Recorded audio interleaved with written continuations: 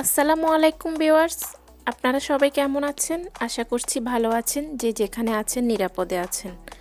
আপনাদেরকে ওয়েলকাম জানাচ্ছি আমার নতুন আরেকটি ভিডিও দেখার জন্য। আজকে আপনাদের জন্য খুবই আনকমন এবং মজাদার একটা রেসিপি নিয়ে আসছি। রেসিপিটা হলো তালের শাঁসের মুরব্বা। খেতে খুবই মজাদার হয়। এই রেসিপিটা কিভাবে তালের শাঁস থেকে সংগ্রহ করা হয় এবং কিভাবে রাখতে হয় তালের বিচিটা, আমি সেটা সহ আজকে এই ভিডিওতে শেয়ার করব। তো শুরুতে আমার ছোট্ট রিকোয়েস্টটা করে নিই, যারা এখনও আমার ছোট্ট চ্যানেলটা সাবস্ক্রাইব করেন নাই কিন্তু আমার ভিডিও দেখছেন বা এখন নতুন দেখছেন, প্লিজ আমার চ্যানেলটা সাবস্ক্রাইব করে আমার পাশে থাকবেন। যারা করেছেন তাদেরকে অনেক ভালোবাসা। তো চলুন দেখে নেওয়া যাক আজকের রেসিপিটা।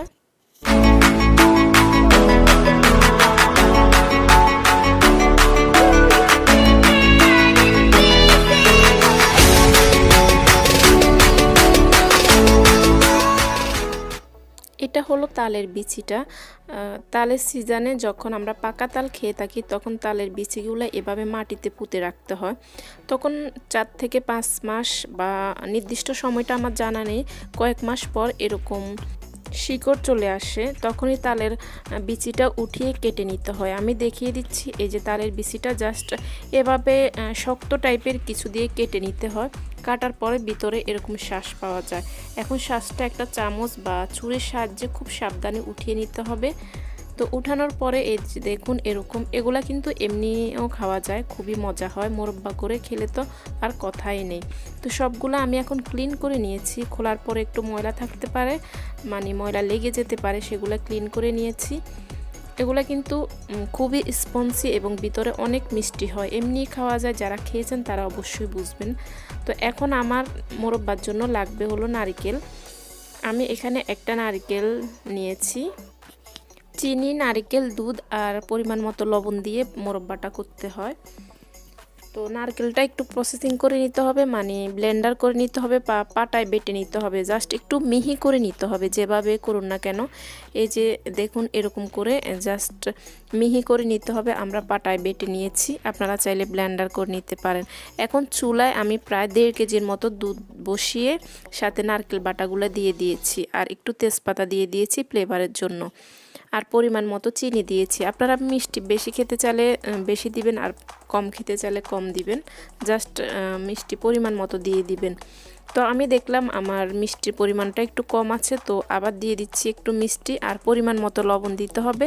এই জলটায় আর কিছুই দেওয়া লাগবে না, দিয়ে চুলায় বসিয়ে অনেকক্ষণ জাল করে নিতে হবে। প্রায় 20 মিনিট জাল করার পরে এখন তালের বিচির যে শ্বাসটা ছিল সেগুলা সবগুলা দিয়ে দিচ্ছি সেই জলের দুধের মিশ্রণের ভিতর।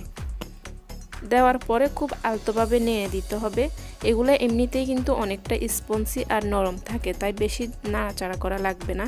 হালকা নেড়ে দিয়ে যেন দুধের ঝোলের ভিতর সবগুলো ডুবে যায়, এরকম পর্যায়ে আরেকটু কতক্ষণ জাল দিতে হবে। প্রায় 20 মিনিট জাল করার পরে দেখতে হবে, যখনই একটু গাঢ় হয়ে আসবে তখনই দেখতে হবে কেমন হয়েছে। তো আমি এখন একটা নিয়ে নিচ্ছি। যখন একদম সফট হয়ে যাবে, মোলায়েম, তখনই বুঝতে হবে মোরব্বাটা রেডি হয়ে গিয়েছে। তো দেখুন আমি এখন চুলার আঁচ বন্ধ করে দিয়েছি, একদম মাখা মাখা পর্যায়ে হয়ে গিয়েছে। এগুলো যখন আরও ঠান্ডা হবে তখন কিন্তু আরও টেনে যাবে, মানে ঝোলগুলা ভিতরে ঢুকে যাবে, তখন খুব মজাদার হবে।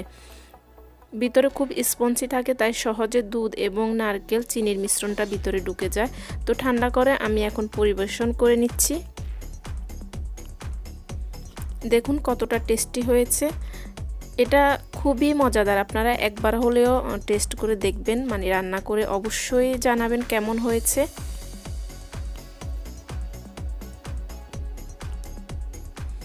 আর আমার নতুন নতুন আরও রান্না বা আমার লাইফস্টাইল ভিডিও দেখার জন্য আমার চ্যানেলটি অবশ্যই সাবস্ক্রাইব করে পাশে থাকা বেল বাটনটি অল অপশনে ক্লিক করে দিবেন, তাহলে আমি পরবর্তীতে কোনো ভিডিও দিলে আপনারা খুব সহজে নোটিফিকেশান পেয়ে যাবেন।